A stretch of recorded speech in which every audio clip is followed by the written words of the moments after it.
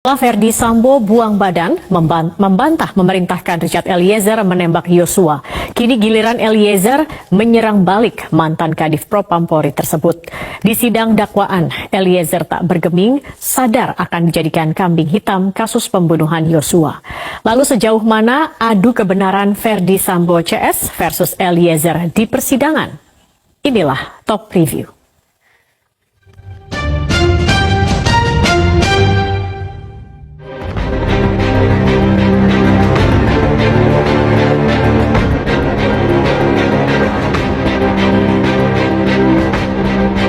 Dan untuk keluarga almarhum Bang Yos, Bapak Ibu, Resa, serta seluruh keluarga besar Bang Yos, saya mohon maaf. Semoga permohonan maaf saya ini dapat diterima oleh pihak keluarga. Tuhan Yesus selalu memberikan kekuatan serta penghiburan buat keluarga almarhum Bang Yos. Saya sangat menyesali perbuatan saya, namun saya hanya ingin menyatakan bahwa saya hanyalah seorang anggota yang tidak memiliki kemampuan untuk menolak perintah dari seorang jenderal. Sadar tengah dijadikan sasaran kambing hitam atas kasus pembunuhan berencana Brigadir Nofriansah Joshua Huta Barat oleh mantan Kadif Propam Polri Verdi Sambo. Permintaan maaf dan penjelasan terdakwa Richard Eliezer terkait alasannya menembak rekannya sendiri disampaikan usai sidang dakwaan di Pengadilan Negeri Jakarta Selatan Selasa 18 Oktober 2022. Mantan anak buah Verdi Sambo itu mengaku tak mampu menolak perintah atasannya yang kala itu jenderal berpangkat bintang 2. Sementara Eliezer adalah barada atau polisi dengan pangkat paling rendah. Menanggapi permintaan maaf Eliezer, pihak keluarga Joshua mengaku telah memaafkan. Namun ayah Joshua ingin agar proses hukum tetap berjalan sesuai aturan yang berlaku. Baradae minta maaf kepada kami orang tua, mama dan ibunya, mama dan ayahnya si almarhum Joshua beserta keluarga besar atas meninggalnya almarhum Joshua. Itu pun dia lakukan hanyalah atas perintah atasannya yang tidak bisa dia tolak. Jadi kami sangat memaklumi itu, sangat memaklumi apa yang dia perbuat. Jadi apapun itu, memang kita selaku umat beragama, kita diwajibkan saling memaafkan. Oleh karena itu, ya, kita ikuti terus perkembangan peradilan yang sedang berjalan. Joshua ditembak oleh Eliezer atas perintah Verdi Sambo di rumah Kadif Propam Polri di Duren 3, Jakarta Selatan, 8 Juli 2022. Namun dalam eksepsinya, Sambo buang badan, merasa tidak pernah memerintahkan Eliezer menembak Joshua, tetapi hanya meminta bekas ajudannya itu untuk menghajar Joshua. Jaksa penuntut umum dalam menguraikan dakwaan tidak menjelaskan dengan rinci seandainya atau seumpama kuat non terdakwa menembak korban. Jaksa penuntut umum tidak menjelaskan senjata apa yang digunakan oleh terdakwa. Padahal dalam surat dakwaan sejak awal jaksa penuntut umum tampak yakin dalam menyebutkan beberapa jenis senjata.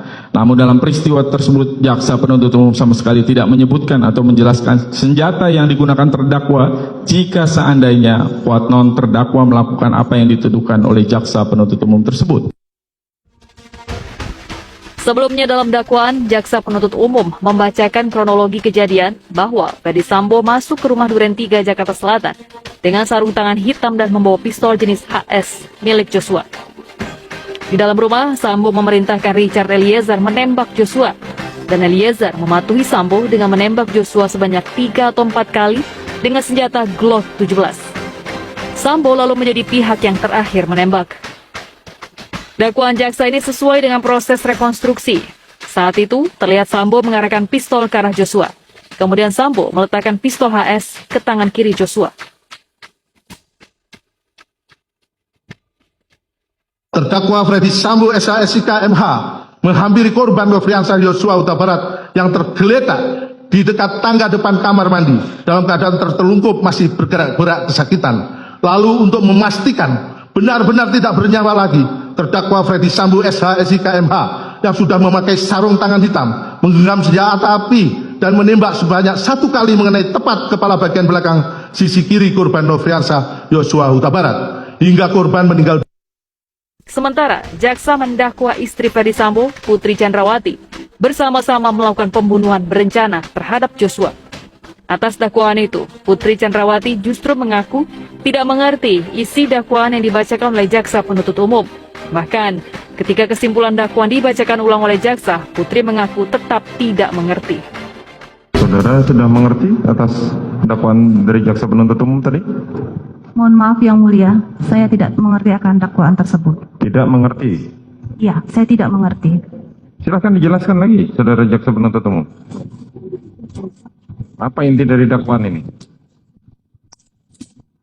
Jadi karena izin majelis, karena terdakwa Putri Chandrawati tidak mengerti, maka izinkanlah kami menjelaskan dengan bahasa yang singkat. Bahwa pada sidang kali ini adalah acara pembacaan dakwaan terhadap terdakwa Putri Chandrawati didakwa telah melakukan pembunuhan berencana sebagaimana pasal 340 KUHP junto pasal 55 ayat 1 ke 1 KUHP. Di sisi lain, Putri Chandrawati terlihat lebih emosional ketika pengacara membacakan eksepsi atau nota pembelaan. Khususnya, saat pengacara membacakan kronologi peristiwa di rumah Magelang, Putri terlihat menyimak apa yang disampaikan dan sesekali mengusap matanya. Setelah sidang Putri selesai, sidang dilanjutkan dengan sidang dakwaan terdakwa Riki Rizal Wibowo. Berbeda dengan Putri Chandrawati, Riki Rizal menyatakan mengerti dengan isi dakwaan yang dibacakan oleh jaksa penuntut umum dan akan mengajukan eksepsi. Pasalnya, dakwaan jaksa penuntut umum dinilai tidak cermat, tidak akurat, dan penuh dengan asumsi.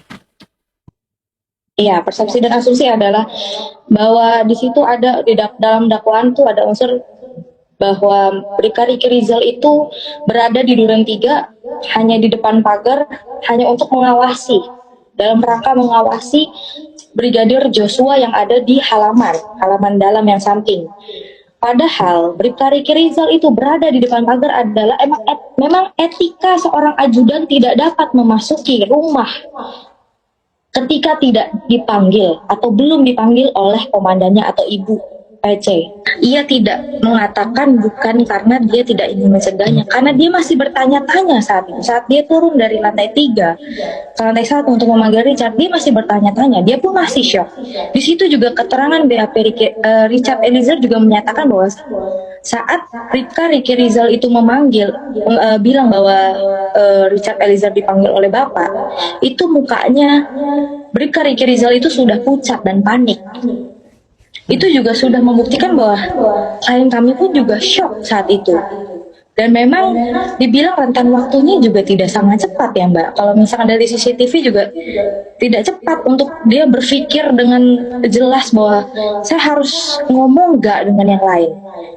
Dan pikiran dia juga kalau saya ngomong dengan yang lain, bahkan ini belum ada kejadiannya, hanya pertanyaan dari Bapak, apakah itu tidak akan menjadi bumerang buat saya? Terkait dengan eksepsi dan bantahan para terdakwa, pakar hukum pidana Ganjar Laksmana mengingatkan sulitnya Richard Eliezer untuk lolos dari pasal pembunuhan berencana. Terlebih rekan Eliezer, Riki Rizal, memilih menolak perintah Ferdisambo untuk menembak rekannya Joshua. Sebaliknya nih, jadi pertanyaan, kenapa Eliezer tidak bisa menolak? Ya, kalau dibilang perintah atasan, Riki bisa menolak perintah atasan. Ya, dan begini, di dalam hukum pidana itu sebetulnya terminologi yang tepat di pasal 51 adalah perintah jabatan. Ya, cuma memang dalam praktek seringkali diartikan sebagai perintah atasan. Kenapa? Karena begini, memang atasannya yang memberi perintah, tapi perintah itu diberikan dalam kapasitas jabatan.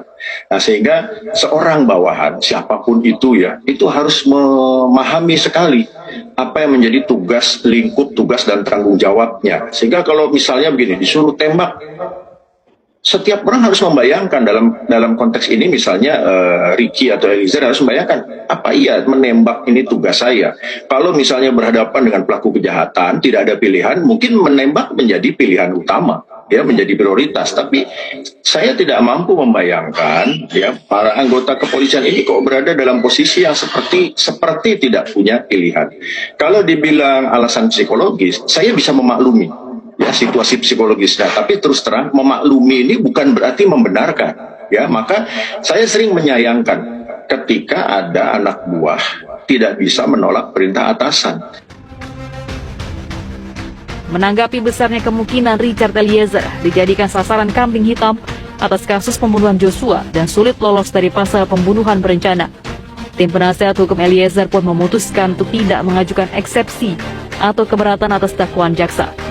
Penasihat hukum Richard meminta kepada hakim untuk segera menghadirkan Ferdi Sambo, Putri Chandrawati, Ricky Rizal, dan Kuat Ma'ruf di persidangan.